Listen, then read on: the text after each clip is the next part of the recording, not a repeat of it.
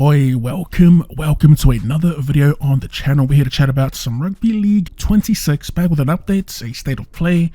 This is update number 2. It is a biggie as we will be getting ProTeam. Finally, after the weekend-long hiatus, this straight from the source in Big Ant Studios, they said hashtag Rugby League 26 update.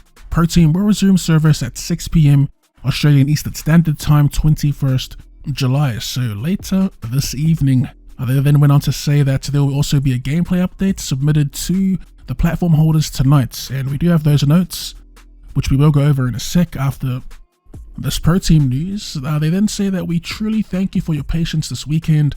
To show our appreciation, we'll be awarding substantial ProTeam coins to all existing 110,000 players. Details on that tomorrow. 110,000 players. I wonder how many concurrents they had. That's probably why the servers were unstable. I'd be interested to know the stats of that with ProTeam in general, if that's the most they've had in ProTeam.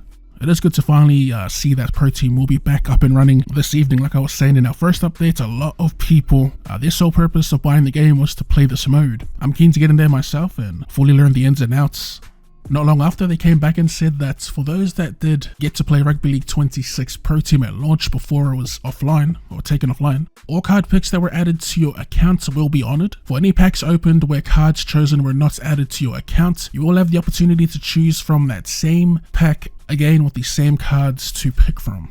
Moving on, before we dive into the latest update patch notes, they did release the patch notes for the very first update. This was that 900 megabyte one, and it is a pretty lengthy list. Let's see here, we'll quickly go over them. Mostly uniform corrections for the NRLW, the NRL, updated sponsorships for the NRL, fields, the stadiums, pretty much, updated career mode retirement lists. They also updated James Tedesco's player model, not too sure what happened there. And a correction for a few rules, like, look how long this list is. Rectified interchange issue for online, buy issues in competition modes, career player negotiation issues, Vegas stadium lighting. I see the duplicate jersey numbers appearing in match. Is that when a lot of people had one on their jersey? Brian Toll's headgear to be correct manufacturer, incorrect preseason stadiums, trophy cutscenes, people did mention that. Audio for calculating meters run, so is that for commentary. The ref positioning was another one that was mentioned a lot in the comment sections. Squad selection and career, player roster UI, online UI, and some more career mode stuff, player generation, and player peak potential information. And of course the infamous improved stability. So quite a lengthy list. There's still plenty to rectify, we'll say, like player positioning with the halfbacks and 5/8. Actually, positioning in general. I did see that they added like left and right to the back line. Unless that was always a thing, I'm only noticing it now.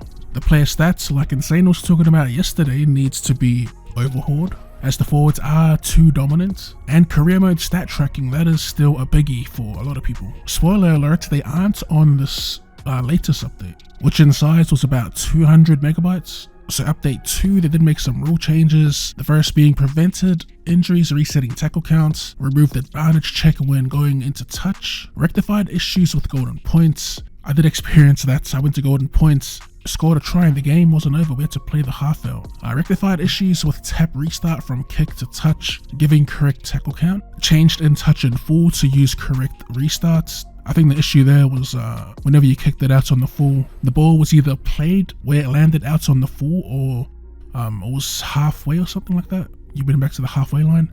And lastly, some academy changes, rectified issues with disabling academy changes, improved the use of custom stadiums on custom clubs, and licensing. Play now uses correct imagery based on league. It'll be interesting to see what they focus on next. I think the ones that I brought up earlier are kind of a biggie, in particular the player stats for the forwards, as it's directly affecting gameplay. They are way too fast. They also make the backs just pretty much useless or less effective, we'll say. Buff the outside backs, player speeds, nerf the forwards, kicking ability and speed.